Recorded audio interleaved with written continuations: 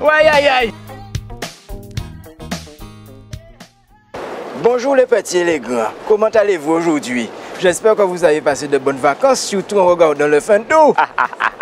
Mr. Jingle va bien. De toute façon, Mr. Jingle va toujours bien. Il fait beau, il fait chaud. Quand nous voulons encore. Mais poule alors. En parlant de poule, hier c'était l'anniversaire de Géna et je l'ai emmené dans un petit restaurant où on a mangé un bon colombo de poulet. À partir bon sabon, non. Mr. Jingle est un grand vorace.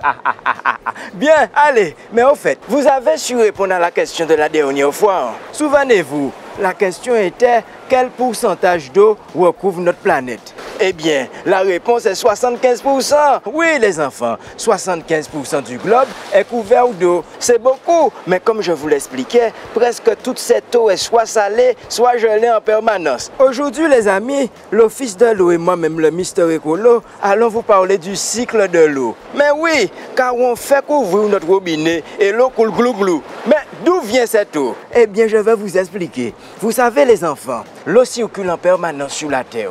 Le cycle de l'eau comprend plusieurs étapes. D'abord, quand il fait chaud comme aujourd'hui, l'eau se transforme en vapeur et monte dans le ciel. Ça s'appelle l'évaporation.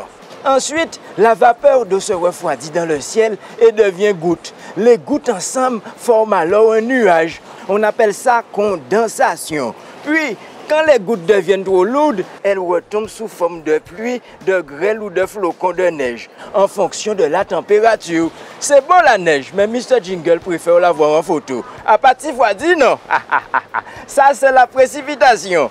Quand il pleut, soit l'eau ruisselle et va dans les rivières et les mers si le sol est imperméable, soit elle s'infiltre dans les nappes souterraines. Voilà le cycle de l'eau, les enfants. C'est pourquoi on dit que l'eau peut être solide, par exemple les flocons de neige, liquide, comme dans les rivières, ou gazeuse, par exemple la vapeur d'eau. L'eau est prélevée dans les nappes souterraines et les rivières. Mais attention, l'eau des nappes souterraines est plus propre que celle des rivières. Elle subit donc moins de traitement. Elle est ensuite stockée dans un réservoir en hauteur et puis l'eau circule dans les tuyaux sous terre jusqu'à ta maison. Tu as vu un peu le périple de l'eau? À partir ça fait non?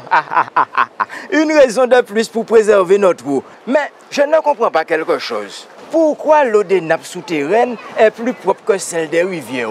Demandons à l'Office de l'eau. Eh bien, Mister Jingle, l'eau des nappes souterraines est plus propre que celle des rivières, tout simplement parce qu'elle est filtrée par le sol. Elle subit ainsi un pré-traitement naturel, d'où sa meilleure qualité. Ah d'accord, je comprends mieux. C'était le mot de la fin. Mr. Jingle vous fait plein de gros bisous et vous dit à la semaine prochaine. Je suis Mr. Jingle, Jingle pour les intimes.